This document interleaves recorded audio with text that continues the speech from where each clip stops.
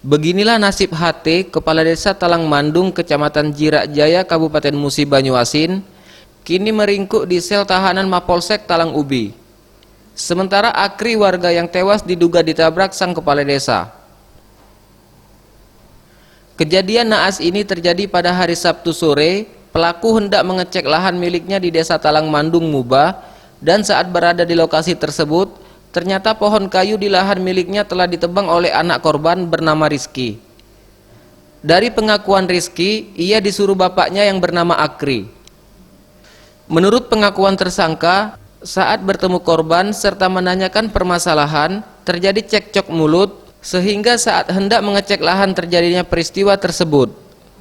Namun ia membantah bahwa ia sengaja menabrak korban hingga tewas, melainkan tertabrak karena korban berhenti mendadak menggunakan sepeda motor dan ia tidak bisa mengerem saat membawa mobil.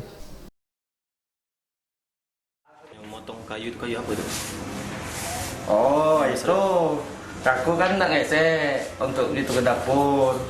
Jadi ke sana ngecek kayu nak nyuruh orang ngesek. Sampai sana lah ada operator ngesek di hutan gitu.